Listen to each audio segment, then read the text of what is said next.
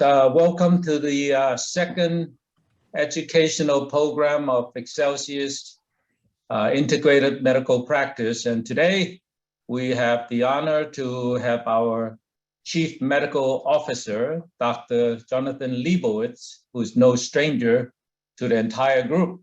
Dr. Leibowitz has been a great leader and helping us with a lot of the organizational needs, as well as the Ambulan.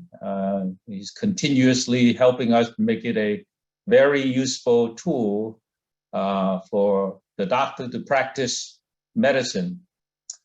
Today, he's going to talk on one of his topic that I find it very interesting. I've known Jonathan for years. He and I went to Sinai Hospital. We did internal medicine residency and fellowship. He did it in nephrology and I did it in cardiology at around the same time. But before the internal medicine training, he did his medical school and undergrad and at SUNY Downstate 7-year program, a very prestigious program. And after his internal medicine and fellowship, he became the medical director of the Ragosin Dialysis Center in Queens. And also he was director of nephrology and dialysis at Flushing Hospital. I found very interesting that besides being a great doctor, he also has special interest in nutrition. And he's certified in plant-based nutrition from Cornell.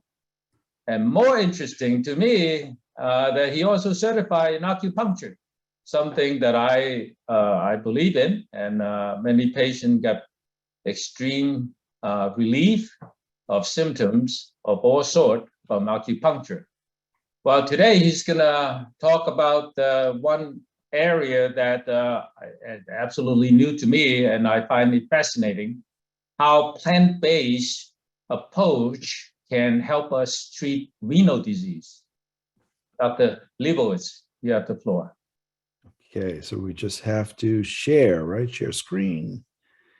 You got to unshare. I don't think so. You can just take over. I think. You cannot share while the other participant is sharing. Okay. How about now? Here we go. And I can share. Okay. Thank you, guys. Thanks for coming. Thanks for listening. Thank you, Dr. Poon. Nice introduction. So we're going to talk about a whole food, plant-based approach to renal disease, and I'll tell you what that's about. We'll talk about prevention, treatment, and possible reversal, and that's really where the fun is. Be honest about prevention. When I finished my fellowship, actually, when I went into renal, I didn't go in for any other reason other than it was pretty cool. It was like Ghostbusters. Nobody knows renal, so whenever you have a creatinine, a protein problem, anything like that, you say, I don't know, call renal. Dialysis, call renal. So we're the guys who come, we fix, and no one has a clue of what we did. So that was fun when you're young. You get older, you start working, and it changes a little bit. So there was one night about 20 years ago, I had my aha moment that at 4 a.m, I got this phone call. One of my dialysis patients decided, I don't know why, 10 o'clock at night, go out for some fast food, a lot of fast food, big bottle of Coke, and ended up in pulmonary edema in the ER, intubated. So they called me. There's nothing else to do but dialyze him. You know, a couple of years prior to that, it would be like, oh yeah, let's have fun. Let's go to the ER and save this guy's life. Here I'm married, I got kids, and it's 4 a.m. Come on, why does the restaurant guy come and dialyze him? Why do I have to do this? It's not my problem. Either way, it was a bad night. I stabilized him. It was too late to go home, too early to go to work. I slept in the hospital lobby and came to rounds the next morning a little early. And you make rounds in the dialysis unit, you get your chart rack, your nurse, your dietitian, you go around to each and every patient. And I look up and my eyes are fluttering. I don't feel good. And I see this guy, Mr. Jones. He's a nice guy. And I said, Mr. Jones, are those donuts? He goes, yeah. You want one, doc? I'm like, no, I don't want a donut. Aren't you diabetic? Aren't you on dialysis because you're diabetic? And he's like, yeah, so what? I blew out my kidneys. Big deal. So what's the big deal? I have a donut now. What's the harm? And I said, looked at him. I was like, yeah, I guess. And at the time, I was taking care of about 500 dialysis patients. And all but 2 of them had diabetes and hypertension as their cause for end-stage renal disease. So I see this 498 people walking in front of me, and I said, holy crap, this was preventable. This is optional. These people didn't need to be here. And it just blew my mind. And I decided at that point to make a career change. I'd go out and be the prophet. I'd tell these people, guys, don't do it. It's not going to end well. You could prevent this. You don't have to be on dialysis. And nobody wants to hear that. I kind of understood at that point why at that point in time, there was 500,000 patients on dialysis in the US. They want to put that, the doomsayer in jail. They don't want to hear from me. All right, so let's move on here. So what's the problem? The problem is now, as of 2018, data from the USRDS, that there are close to 1 million, 750,000 end-stage renal disease patients in the United States. What about the rest? They're dead. So when you enter this world of CKD, it's a fork in the road. You can die younger and earlier than you should have or could have, or you can live long enough to be on dialysis. So it's not a good fork. And no matter which road you choose, it's not a good road. Now, when you end up on dialysis, it doesn't mean you're home free. It means you're just going to die a little bit later than your friends who died earlier. So not a good situation. And we sort of should do something about it. And I'll say here, dialysis is the first artificial organ. It's a wonderful treatment. It's a lifesaver. It's fantastic. And I'm not denigrating it in any way. I'm just saying it hasn't changed in 50, 60 years. It's a filter and it's a pump. And we play around with the timing and the flow rates and things like that. Sometimes doing it every day is a little bit better. But, aside from putting like a little Wi-Fi and Bluetooth and LED lights on a machine, things haven't changed. So what's the incidence? Who are these people?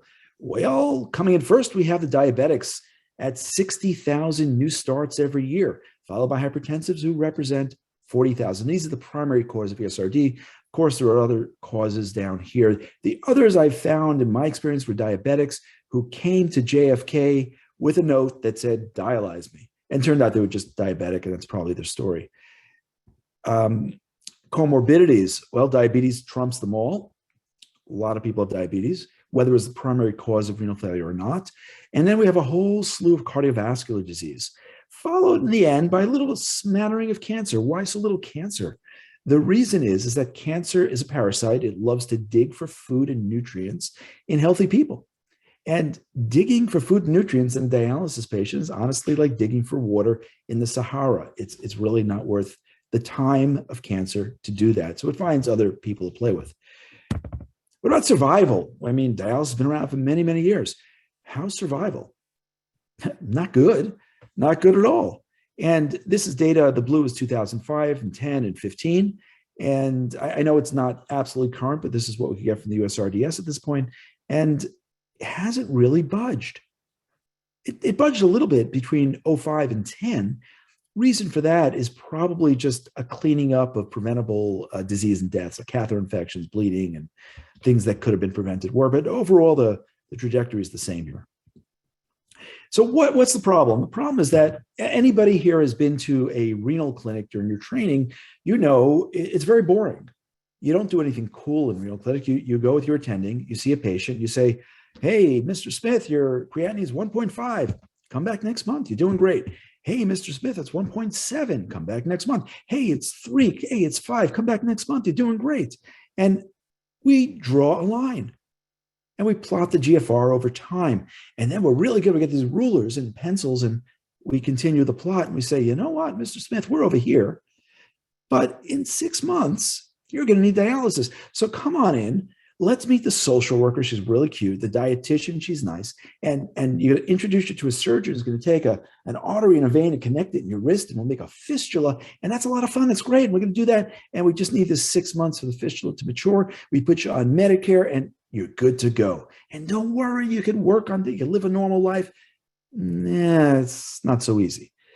And today we're a little bit better because we have these new drugs, ACE inhibitors, ARBs, SGLTs, and they push this line out a little bit. And we've heard about flattening the curve doesn't work so easily. So they do push the line out. We extrapolate a little farther down the timeline. And now we say, Mr. Smith, you're so lucky you get to die before you start dialysis. Isn't that cool? Oh, well, Mr. Smith, I know you had a cruise scheduled here, and that's fine because now you could start dialysis a year later and go on your cruise once. It's not what we should be doing. This is crazy. I understand you have acute renal failure, you need dialysis, it's a bridge, but it's become a treatment. It's become something that they're living on. It's not even the bionic man where he gets like a fake eye that he could use forever. This is bizarre how we're tolerating this. What should we be doing? We should be turning the line upward. This is our goal. We need to reverse the disease. And yeah, I know I'm nuts. It's crazy. Who reverses renal disease?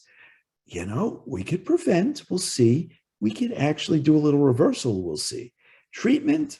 I'm not into treatment. I don't want to treat somebody. Chronic disease means we didn't do our job preventing or healing. We're stuck with a chronic disease, and it's not something I want. And you guys know, you're all in practice, you don't want it either. So let's get rid of it. To do that, how do you do that? You got to talk to Yoda. Yoda is a very important guy. You must unlearn what you have learned. That's Yoda. But why? And I'll tell you, in my orientation in medical school, this is the first and last thing that I remember. And the reason is it says half of what you're going to learn over the next 4 years is going to be wrong. We just don't know which half. So for me, that was great. I just looked at the professor walking around. Hey, I'm a professor, and I'm going to give you all the stories I know about whatever I know. And I'd look at him and say, I'm getting lunch. You're a 50-50 guy. You know nothing. It's a coin flip. I'll get like a 51% odds if I play blackjack right. I don't need to listen to you. But either way, this is very important for us because we're in this, whatever we do in medicine, this is the only way to treat. And sometimes you have to just knock that out and say, wow, we're totally wrong. We don't know what we're talking about. Let's start from scratch and figure it out. So humans do have a remarkable, and I'll tell you very personally, very remarkable ability to regenerate. And it's our job as physicians and healers to figure out how to do it. And we shouldn't just be, hey, let's walk to the grave together and we'll hold your hands and do palliative care. Yeah, that has its place when you're 100, not when you're 40 or 50 or 20 or 30. And I'll tell you myself, in 2009, woke up at 4 a.m, and all bad things seems to happen to me at 4 a.m, and my leg hurt. My right femur, my right thigh killed. It felt like somebody was cutting through it with a rusty hacksaw. And, it got better in a week. I did whatever I did, and it came back. It got better, it came back. 2 years later, I went and got an x-ray. Yeah, 2 years. We're really good doctors taking care of ourselves. And if you look closely here, you'll see an ovoid lesion. Well, ovoid lesion needed to be biopsied. And the biopsy was from hip to knee. It wasn't a needle biopsy. It wasn't fun. They scooped out this lesion and put some metal in. Turned out that I was one of the lucky 25-year-old adults in the United States that year to have a Ewing sarcoma. And that's cool. That's fun. That's great. Now what do? Well, you have to do a biopsy. Well, we did the biopsy. Now you have to, the surgeon, in addition to chemo and stuff, wants to take out 8 inches of femur, more or less. So that's a lot of femur. So we know that tissue regenerates. We know that bone, when you break your bone, you set it, it heals. We know that you cut your skin, you stitch it close, it heals. We know the liver regenerates, but this is 8 inches of femur. How are you going to get these guys close together without having a short foot? Not easy. In wartime, if a shell takes out half your femur, they just take the leg off. Here we have time to plan. So what does this guy say? He says, and with all good intention, let's take your fibula, cut it out, and transplant it over here, sew it in with microsurgery, really cool, and hope it takes. And then you'll have like a fibula, and maybe it'll get bigger and stronger. And what happens if it doesn't? Well, then you're out of fibula and a femur. Didn't sound good to me. I wanted to keep my fibula where it was and sort of roll the dice. What else could I do? Put a titanium femur in. So what does that entail? Well, we just kind of take out most of your femur, glue in a titanium femur. You're back on your feet in no time. Only catch is come back in 10 years to change it. I said, wow, 10 years. I'm not coming back. I'm I want to fix this and kind of just move on. I don't want to be a patient. I don't want a chronic disease. I don't want to see you after you're done with this. And it's a good thing because 10 years later would have been about now, and the whole supply chain COVID thing wouldn't have been good. So we had a fight. I said, why don't we just put in a cadaver femur and it'll be a scaffold. I'll grow into it. We'll become one. We'll be friends. And he didn't want to. I wanted to. And in the end, he relented. He did it. And I learned 2 lessons. First lesson, when somebody doesn't want to do something, do not force them. It doesn't end well. And the second thing is when the guy says you're non-weight bearing, do not go on a Stairmaster. It's not a good idea. But it's not so bad either, because what happened is you see this little haze. I don't know if you can see it on your phones or what you're watching on. It's a little haze here. And I had that haze most of the time. And I asked about it, and he said, it's heterotropic bone. It's nothing. It's going to be a problem later. Don't even pay attention. So I changed surgeons, changed places, changed the whole story. Found a guy that meshed with my ideas and fixed my leg. And what was this haze? The haze was bone, real live bone.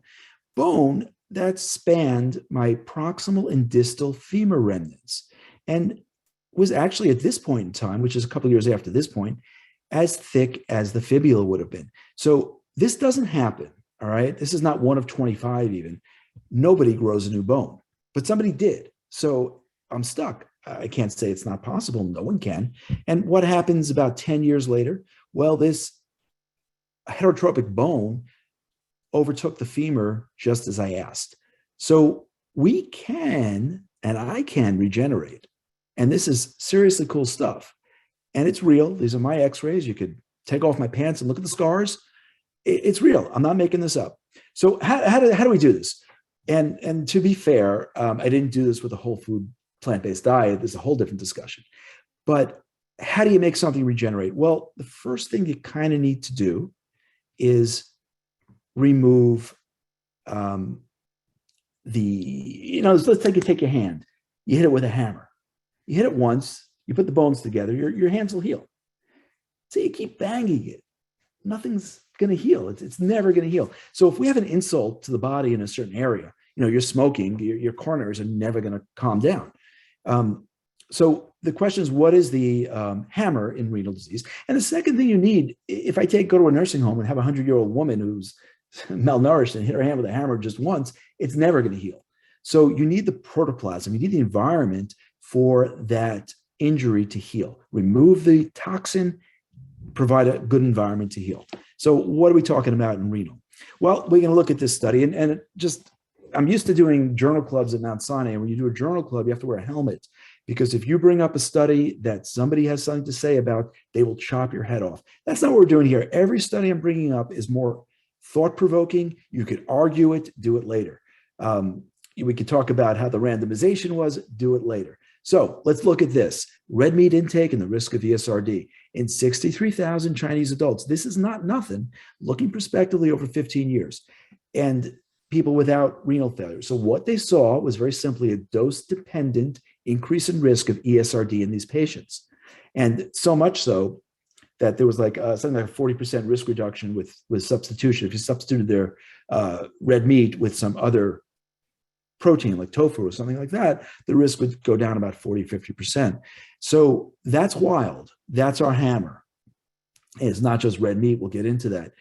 But what's fascinating here, and people need to know this, is that the highest quartile here of red meat consumers consumed 48 grams of red meat per day. Now, 48 grams, a quarter pound is 113 grams. So this is less than half of one of those fast food burgers. It's a bite. It's a bite. People will fill their plates with ribs and steak and burgers and whatever else. These people, and most at risk here, had a bite. So when people talk about everything in moderation, all right, cigarettes in moderation, car accidents in moderation, not here. We have an insult. It won't heal unless you remove it. What is our protoplasm? How do we make these people heal? Case report, Brooke Goldner's a physician. She herself had lupus and lupus nephritis, bad lupus nephritis.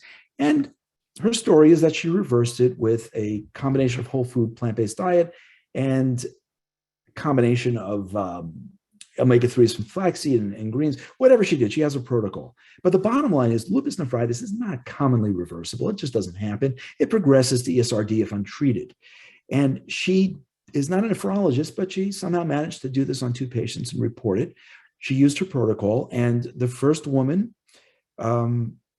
she was on the verge of a transplant, and she was taken off the transplant list because the GFR went up enough, 20 or something like that, to get her out of danger.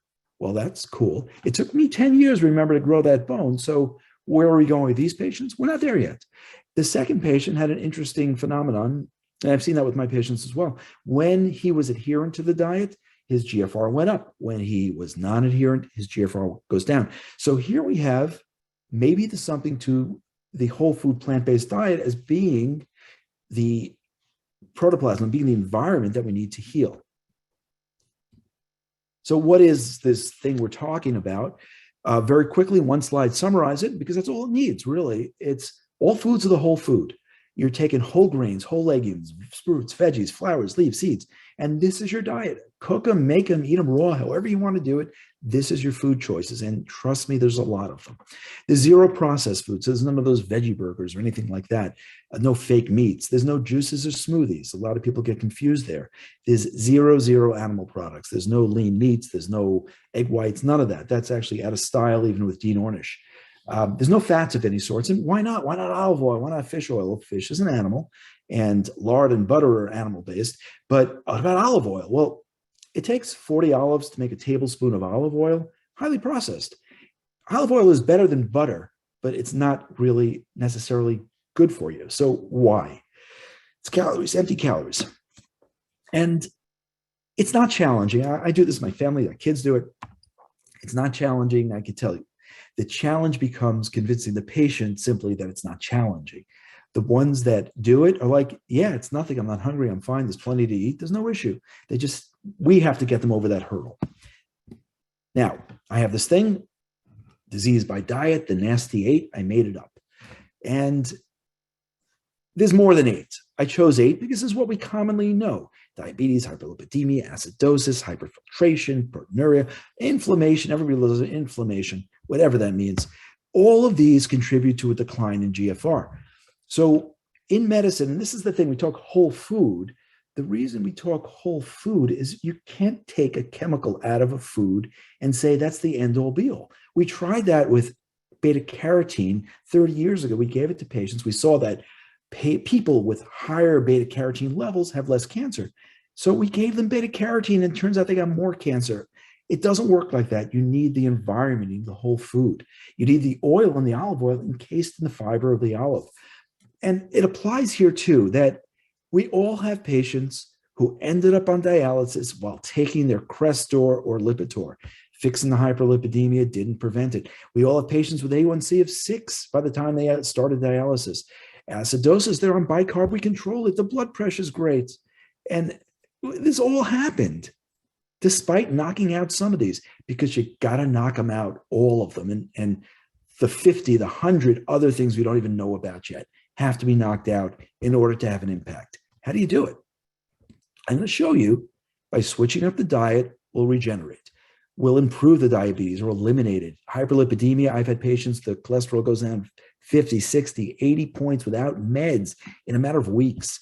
Acidosis improves. Hypertension, again, I'm blessed with a patient population where some of them don't want any medicine. So a guy comes in, a blood pressure of 180, I say, hey, dude, no meds? I'm cool with that. Follow this diet because you can't have it both ways. They do. They come in a week or two later, 120/70. I had a guy actually came in 3 days later. He wasn't feeling well, 120/70, because he went from 180 to 120 in 3 days. With meds, we do that slowly. With diet, I don't know, never thought about it. I gave him a V8 to bring up his pressure a little bit. And then we introduce the vegetables into the diet, but not just like 3 carrots, 3 pieces of string beans and a potato. When you're eating a whole food plant-based diet, these things become your main dish.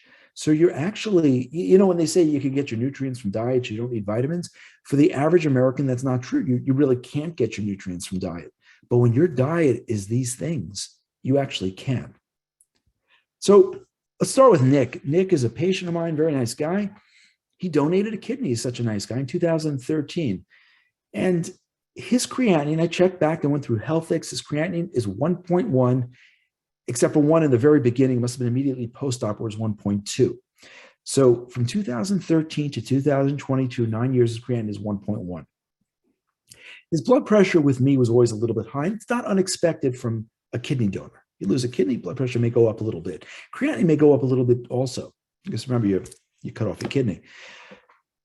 Around February, I kind of had enough of his blood pressure, and he didn't want to take meds. I was like, Nick, what do you want to do? So he went on a whole food plant-based diet. He was good with it, no problem. I didn't call him back for his blood pressure, didn't really care about that. But he came back, he was having a little procedure on his back, he had some back pain. And we did a pre-op for him. First, his blood pressure was like 115/60. Wonderful. Second, on the pre-op bloods, his creatinine was 0.82. Now that's a little bizarre. 1.1 for 9 years, goes on a diet. A month later, creatinine is now normal. This is important. It's one case. I get it. Maybe it's a joke. Maybe it's a lab error. Maybe it's 5.6 tomorrow. That's all possible, but it happened. So let's just take that and hold that. Why might it be happening? Well, let's look at these two things. You could eat this, you could eat that.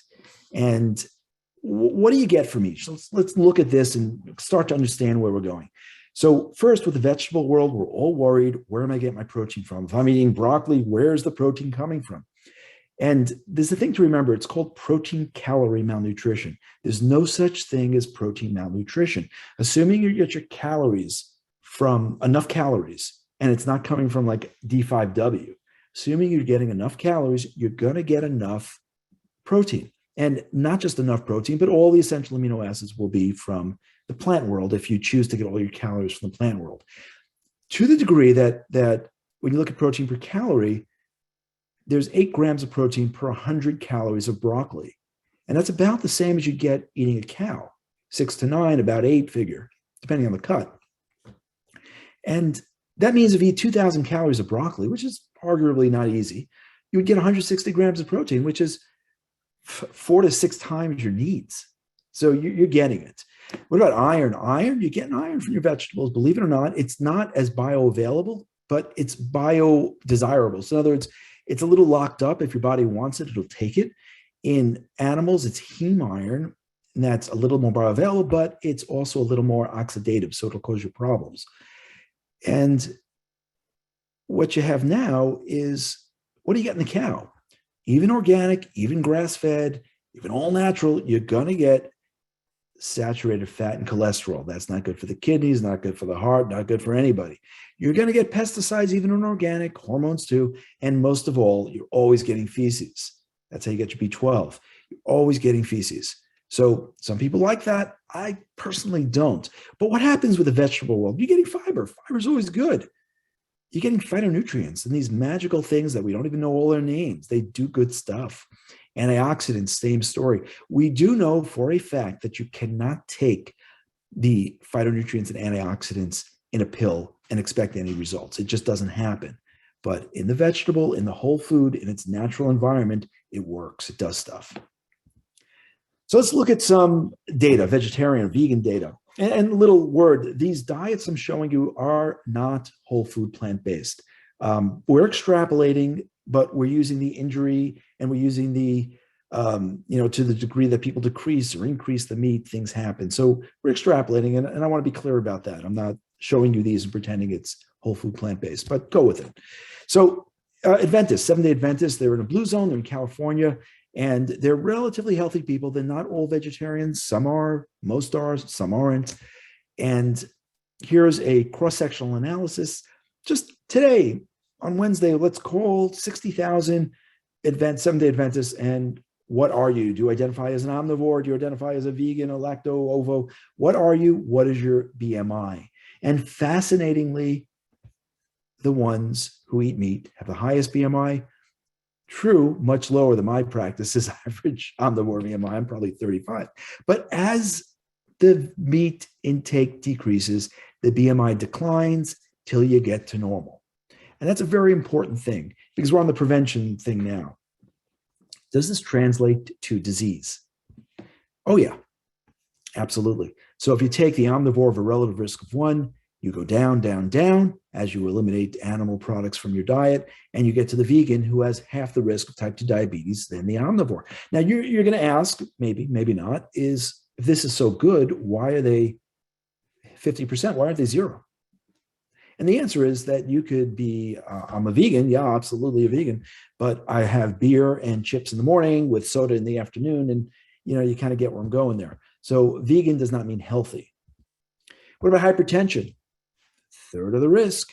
Now that's important. We give people medications all the time, and 2, 3, 4, 5 medications. And do we say, guy, put away the hot dog? We kind of mention it, but do we really say, this stuff you're eating is actually causing your disease? Not that it's healthier to take it off, but you're taking pills because you want to eat this stuff. And, if you don't like the Californians, you got the British, the Epic Oxford studies, same idea. The hypertension risk is reduced in both male and females. Females, for whatever reason, less than the males. I just think they're not honest about the diet. You ever meet a girl who tells you really what she eats? I don't know. Interesting here is that their risk in the males of hypertension was 15%. In my practice, I'd say it's 85%. Their BMIs are normal. They must have been healthier than my patients. I don't know what to tell you. So this is the Rotterdam study. This is every vegan doctor's dream thing. And there's just another one that came out recently saying the same sort of thing, that we're so used to saying it's the soda and the bread and the potatoes that cause your diabetes.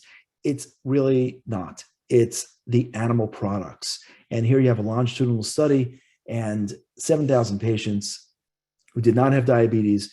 Who ended up with diabetes? The more animals you ate, the higher your risk of diabetes. Not so with plant proteins, but the more animals you ate, the higher the risk. Now, what does this mean?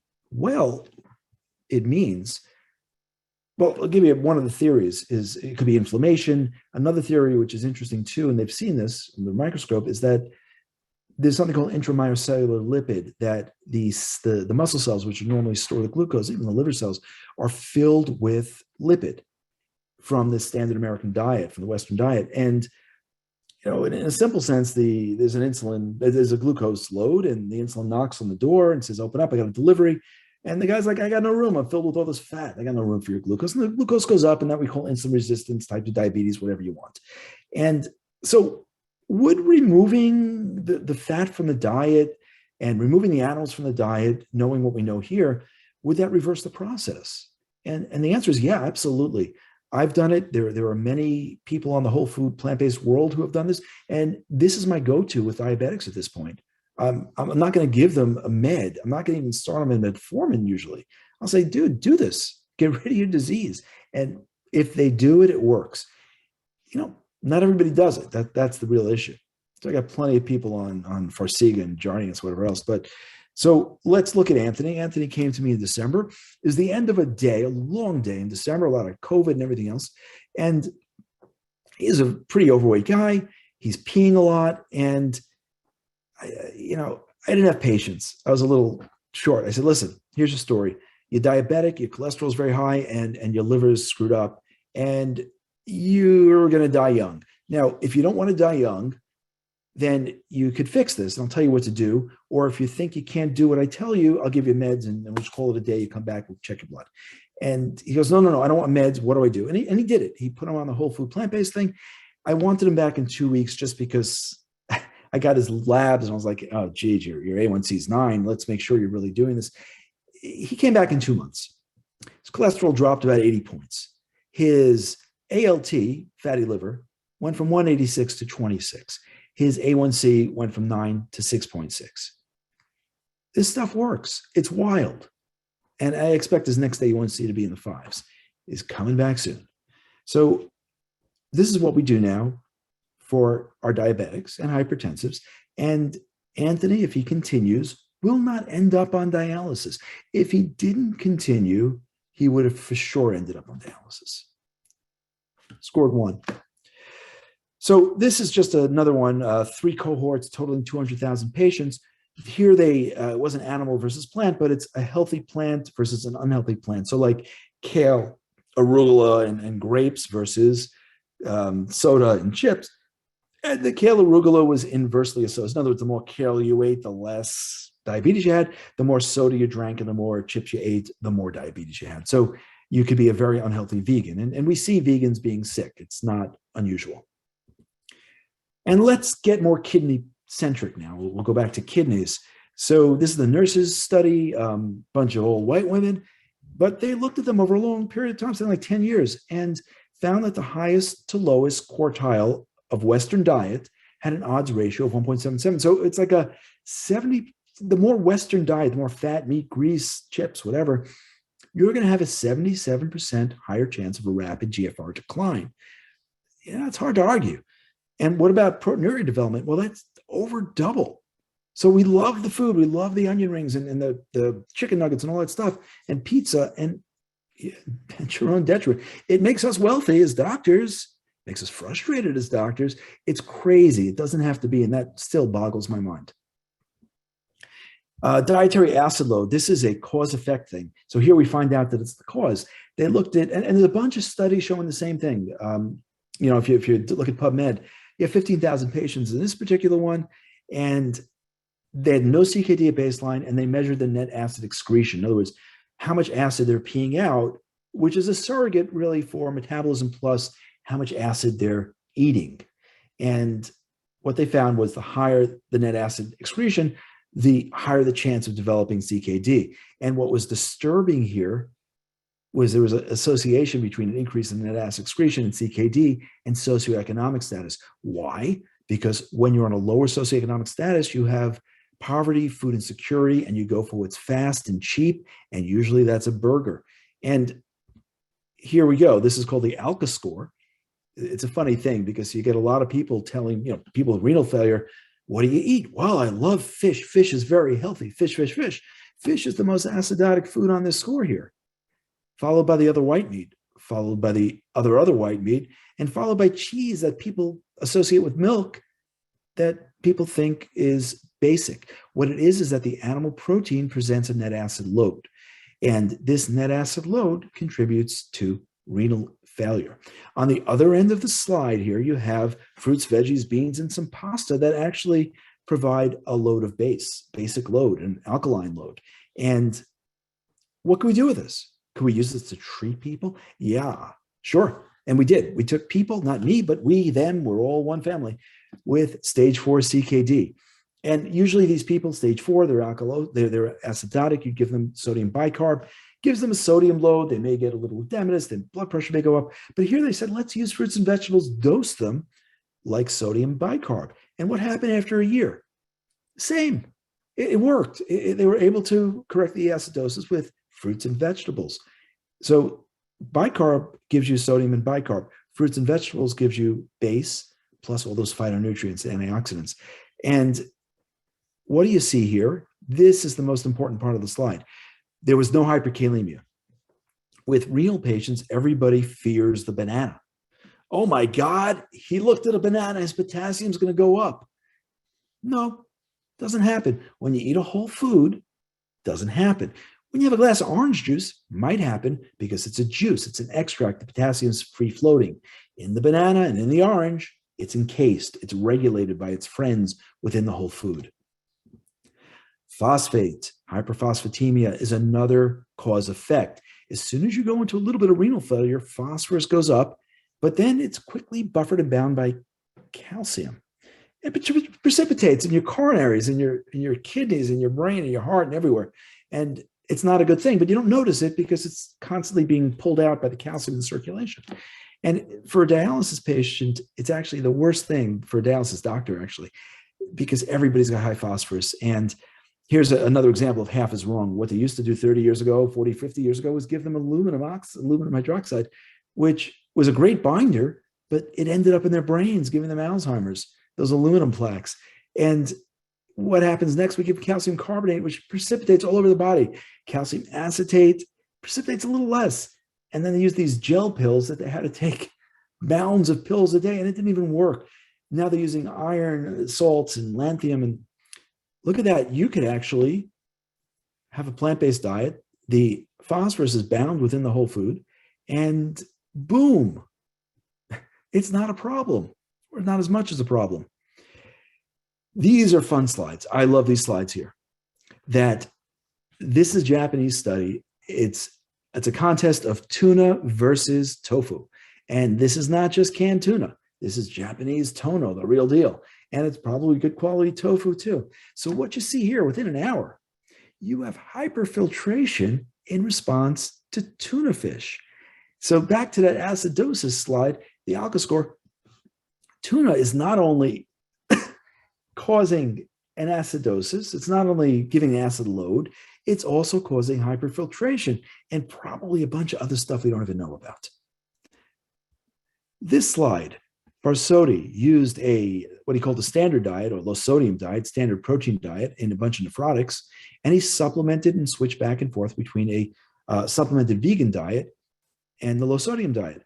And what is a supplemented vegan? It used to be thought that vegan diets were not protein sufficient. So he would give them 0.7 grams per kilo of a vegan diet and then supplement keto acids to avoid the nitrogen load and toxins from that. So in the end of the day, I look at this as this: 1 gram is the same as 0.7. The protein amount is the same between the two. The difference is vegan. But this way or that way, when he did it, the proteinuria decreased over 3 months, and then he switched them back. And proteinuria goes back up, switch them back, goes down, up, down, up, down. This is like the hyperfiltration. This is real, it's active, and it's not something like moderation. It's something that really happens. TMAO is a new fun one. It's trimethylene oxide. It's involved with renal disease and heart disease. It's simply a product of choline and carnitine metabolism. And it goes up as renal function goes down, but it's also causative of those patients who have higher levels of TMAO. It's predictive of a poor outcome in terms of renal disease. And how do you get rid of it? Well, do we make a drug that eliminates or combats TMAO? No, geez, you just stop eating the meat and eggs and you don't have the TMAO problem. It's simple as that. Let me show you a couple of cases here. We have David. David's a longtime patient of mine. He has FSGS. And in the beginning, I treated him with immunosuppressants and whatnot. He Googled them and decided he doesn't want them anymore. He stopped his meds. He stayed on an ACE inhibitor. And as you see, he's got a very nice linear rise in creatinine. Now, until here. Over here, David's like, creatinine's 5. He flips out a little bit. Dialysis comes up in conversation. What do we do? Well, he goes on a transplant list on his own. I said, David, you didn't want meds. Try it. What do you got to lose? And it was like a little bit of fits and starts here that he was doing veggie burgers. He thought it was a good idea. Then he was doing veggie protein shakes, thought it was a good idea. We finally got him good, and he actually starts turning the corner. Now, again, this is a case, and there's another case, and another case, and another case. It's a case. I understand it could be like the stock market, down today, up tomorrow. It could be a lab error, but I don't think so. I think we're onto something, but it's just too many cases. What about Eric? Eric and David are actually, they're not twins, but I call them twins. They've never met each other. They both have FSGS. They're both Hispanic guys. They're both big guys, and they both don't take meds. Now, at least David took his blood pressure pills. Eric takes nothing. So he came in over here. It looked like garbage. His blood pressure was like, 180, and read in the riot act. He got scared. He did it. And what he did was he lost 20 pounds in about 10 days, and his creatinine came down and continues going down. Over here, he introduced salmon. He went down a little bit, but his trajectory is not as fun as the other one over here. And he's doing it. He's going with it. He's continuing losing weight. He curses me every time he comes in because he can't eat his meat, but he feels and looks 1,000 times better. And we're really hoping the creatinine goes down. Remember, we're talking years, a month, 2 months, whatever it is. My leg you saw earlier, that's 10 years to really get to where we are today. For a long time, it was that haze and a lot of prayer. Sam B, another guy, comes in, 2.5 in January, took off to Florida, wouldn't talk to me till he came to the office in February. What do I have to do, doc? He was actually on meds, but, obviously not going anywhere with him. He did it. And lo and behold, his creatinine goes from 2.5 to 1.7 a month later. Now, we don't see this stuff in renal. We see it in the hospital when he's dehydrated, his acute renal failure, and then we give him fluids and creatinine goes back down. These are stable outpatients that generally have a linear trajectory. whether it's up in creatinine or down in GFR. I think I'm older. I think in creatinine. I don't think in GFR. And Nicole's a lot of fun too. So Nicole, I take care of her dad. Her dad is IgA nephropathy. So Nicole came in. She's, I think, a senior in high school. She had a classic Henel-Schulman purpura. And I said, look, you probably have IgA nephropathy and proteinuria and hematuria. So you probably have, like your dad, IgA nephropathy. Again, I'm blessed with patients who don't want meds. We put her on a whole food plant-based diet, which she and her dad actually embraced. So it worked out really easy and well. She came back to me a week later. The rash was gone. Now, I understand the HSP rash is self-resolving, usually in a month. Gone in a week. Things that make you say, maybe, maybe not. Okay, I get it. But 11 days later, she couldn't pee that day, so she peed at Quest later. Her protein creatinine ratio, a surrogate for proteinuria, was cut to less than half, and her urinary sediment was like virtually clean now, 0 to 2 RBCs. So yes, I get it. IgA nephropathy has a variable outcomes. It could spontaneously remit. This is about a week, guys. This is not a coincidence. So let's change it. So now we're going to regenerate. We're going to regenerate by eliminating the nasty 8, and that kind of rhymes. So again, back to that slide again, we can get rid of all of these and probably other mechanisms of renal insufficiency by changing the diet and by introducing the vegetables.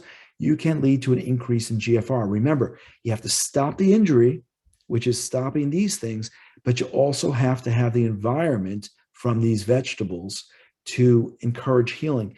And I want to conclude here with a quote from my professor from Mount Sinai, Jaime Uribari, my mentor, and his professor, Dr. O from downstate, when they wrote a response in 2012, and that the key to halting progression of CKD might be in the produce market, not in the pharmacy.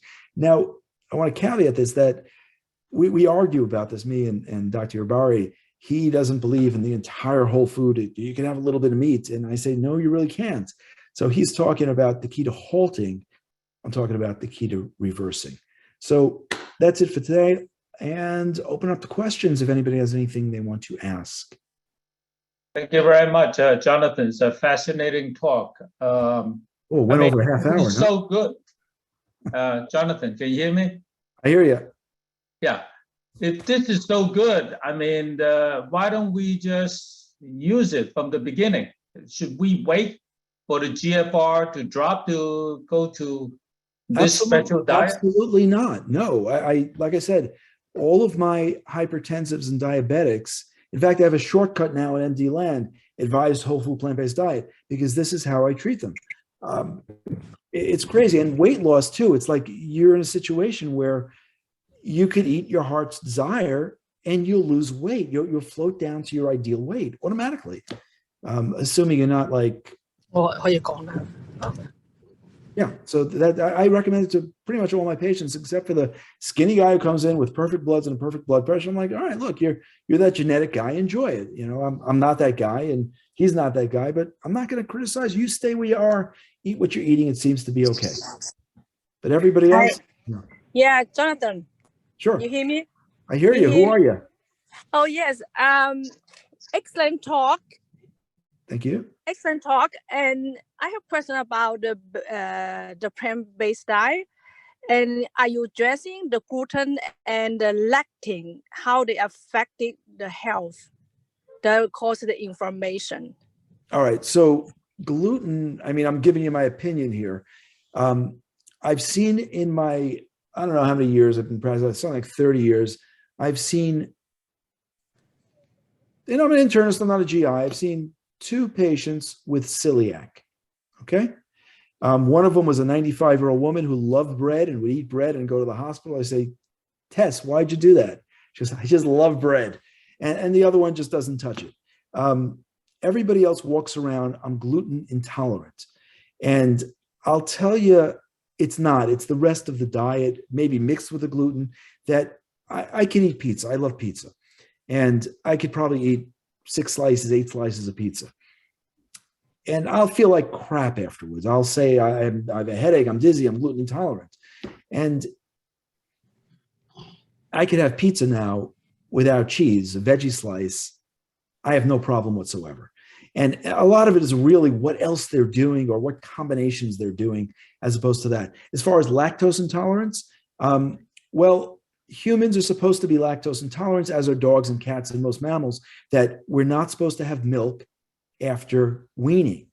And therefore, we're intolerant to it. Cats love milk. You give a cat a bowl of milk, they'll slurp it up, and then they'll crap all over your house with diarrhea.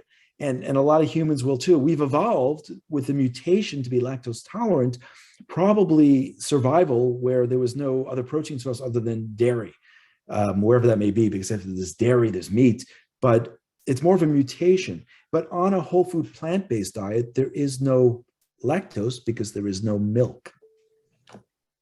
Hope that answered. I'm sorry. Yeah. I don't mention about I don't mean the lactose. It's lectin. They contain in a lot of beans. They contain the lectin. Yeah. Lectin. Right. There's the lectin guy out there. Right. Yeah, they lectin. They cause a lot of information like a gout and a lot of other things. So can you address that problem? No. Lectins are natural things that are within a plant to defend the plant from attack by insects and humans and whatever else. When beans, let's say red beans, have a lot of lectins in them. When you cook red beans, you destroy the lectins. If you eat red beans that are not fully cooked and not cooked, you will get sick from lectins. Other than that, you're not going to have a problem. The lectin guy, I know, what's his name? Read his book.